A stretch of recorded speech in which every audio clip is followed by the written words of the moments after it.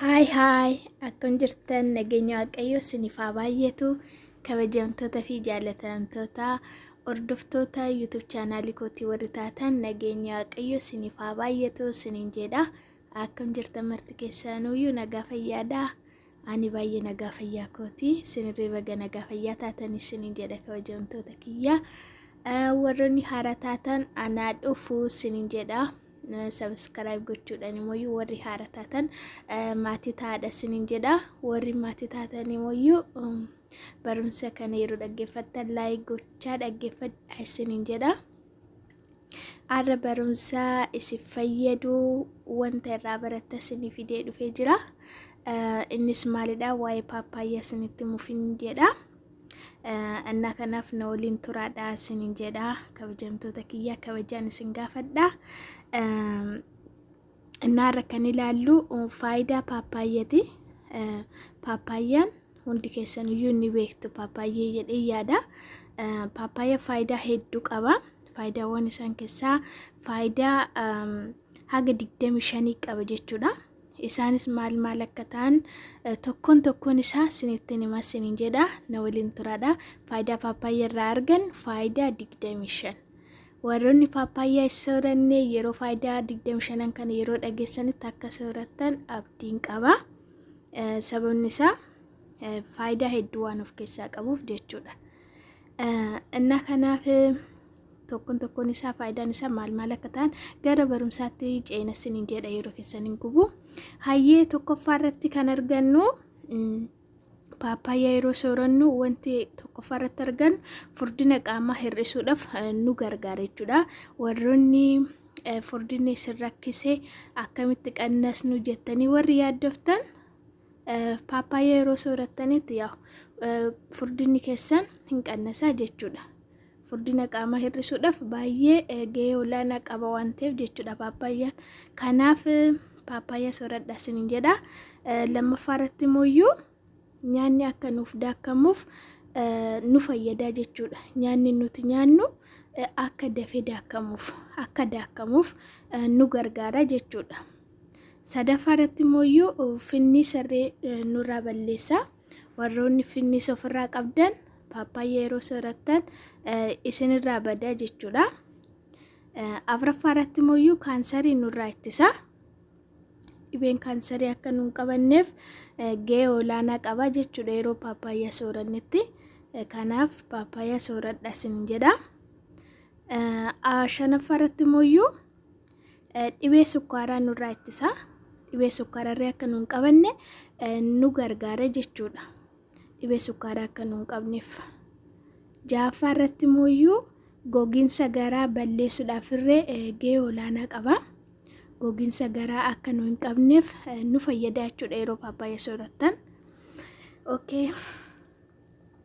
Torbaffaa irratti immoo argaa ijaa dabaluuf nu gargaara. Iji keenya ni ilaala. Gini wanti ilaallu sun akka sirriitti agarruuf akka iji keenya sirriitti arguuf nu gargaara jechuudha yeroo paappaayyaa soorannetti. Saddeettaffaa irratti immoo kolesteroolii hir'isuuf nu gargaara. Saglaffaa irratti immoo dhukkubbii xiichaa yookiin asmii akka nu hin qabneef nu gargaara. Saglaffaa irratti jechuudha. Dhukkubbii xiichaa yookiin asmiin akka nu hin qabneef nu gargaara yeroo paappaayyaa soorattanii. Kurnaffaa irratti immoo dhukkubbii lafee yookiin maashatiif gaariidha. Warroonni dhukkubbii lafee yookiin dhukkubbii maashaa qabdan yeroo paappaayyaa soorattan isin dhiisuu danda'a jechuudha. Isinitti fooyya'uu danda'a. Kanaaf paappaayyaa sooradhaa isiniin jedha. 11ffaa irratti immoo dhukkubbii ilkaaniitiif gaariidha. Warroonni dhukkubbii ilkaanii qabdan warroonni ilkaan keessa isin dhukkubee yoo jiraate paappaayyaa yeroo soorattan akka dhibee sunirraa akkasinitti fooyya'uun ta'a. Akkasumallee dhibeen ilkaanii akka isin hin qabneef ni fayyada jechuudha. Dhibee ilkaaniitiif gaariidha waan ta'eef jechuudha. 12ffaa irratti immoo dhukkubbii tiruutiif gaariidha. Warroonni dhukkubbii tiruu qabdan paappaayyaa yeroo soorattan sinitti wayyaa jechuudha. Akkasumallee dhukkubbiin tiruu akka isin hin qabneef immoo of eeggannoodhaaf irree hoo dhukkubsachuus baattan jechuudha. Dursitanii paappaayyaa nyaata yaa dhibeen kun irree sin qabuu dhiisuu dandachuudha dhibeen tiruu. 13ffaa irratti immoo bareedummaa rifeensaatiif irree baay'ee nu fayyada. Rifeensi keessan akkasiniif bareeduuf paappaayyaa yeroo soorattan yookiin juusidhaan yookiin immoo akkasumatti irree nyaattan yaa faayidaa kana irraa argattu jechuudha. Okay. 14ffaa irratti immoo madaan akka dafee fayyuuf nu gargaara. 15ffaa irratti immoo dhiibbaa dhiigatiif gaariidha. Warroonni dhiibbaa dhiigaa qabdanirree paappaayyaa yeroo soorattan gaariidha jechuudha. 16ffaa irratti immoo tiruu qulqulleessuudhaaf nu gargaara. Tiruu keenya qulqulleessuudhaaf paappaayyaan baay'ee gaariidha jechuudha.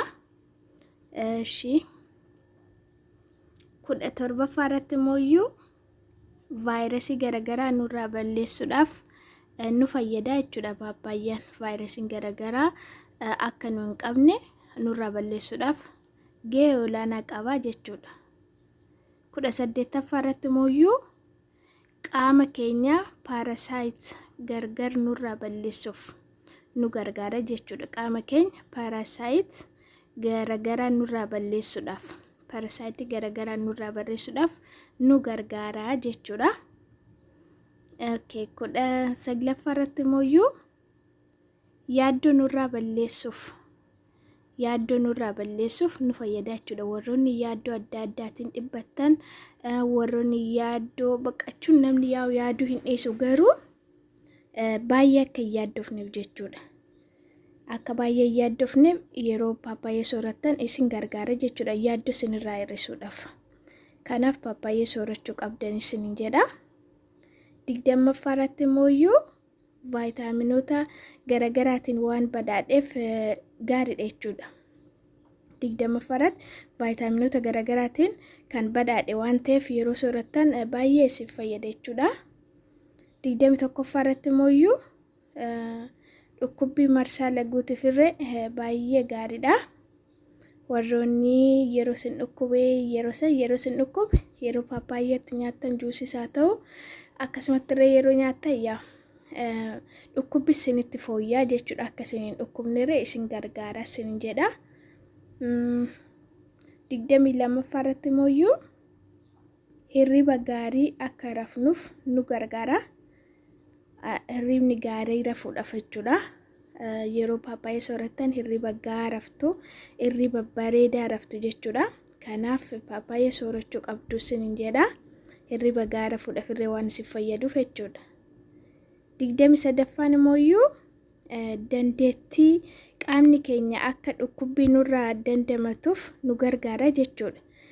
Qaamni keenya dhukkubbii akka nurraa dandamatuuf nu fayyada jechuudha. Dandeettii qaama keenya akka dhukkubbii nurraa dandamatuuf yeroo soorattan paappaayyaa yaa dandeettiin dhukkubbii qaama keenya ofirraa dandamachuu ol jechuun yaa akka isin hin dhukkubneef isin gargaara jechuudha. 24ffaa irratti immoo bokoka garaatiif irree gaariidha.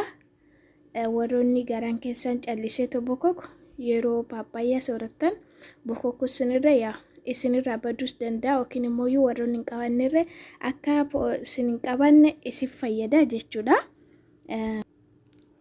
Innaa kabajamtoota kiyyaa 25ffaa irratti immoo kan argannu infekshiniin garaagaraatirree akka nu hin qabneef nurraa ittisa jechuudha. Infekshiniin akka nu hin qabneef nu gargaara jechuudha. Guyyaatti hangama fayyadamnu akka dadhabbina yookiin guddina nyaata Ameerikaa ibsutti jechuudha. Guyyaatti hanga fayyadamnurree akka dhaabbanni Goodnight nyaata Ameerikaa Detail of America ibsutti averageidhaan namni ga'eessi tokko paappaayyaa giddu galeessa tokko haa sooratu jedha. Namni giddu galeessi tokko paappaayyaa tokko haa sooratu jedha. Yoo cuunfaa paappaayyaa ta'e immoo ganama ciree dur 30 miilileetirii jechuudha. Miilileetirii 30 innaa kabajamtoota kiyyaa dabalataan immoo jechuudha laaqana dura jechuudha. Laaqana dura miilileetirii 30 fudhachuu qaba jechuudha. Akkasumallee irbaata dura miilileetirii 30 akka dhugu gorfama jechuudha. Irbaata dura miilileetirii 30 akka dhugu ni gorfama. Innaa kanaaf faayidaan paappaayyaa kana fakkaataa isiniin jedha. Waan waliin turtaniif galatoomaadha. Akka itti fayyadamtan immoo abdiin qaba isiniin jedha. Faayidaa isaa kana hedduu waan of keessaa qabuudhaaf paappaayyaa hundi keessaniyyuu itti fayyadamaadha isiniin jedha. Innaa yeroo keessan naa kennitanii na waliin turuu keessaniif immoo hedduu isin galateeffadha. Warroonni haara taatan subscribe gochuudhaan maatii taasin jedha. Warroonni immoo maatii taatan like gochuu hin dagatinaadha. Barumsa biraatiin nagaa walitti deebinutti nagaa fayyaa naaf turaadha. Nagaatti isin jedha. Bye bye.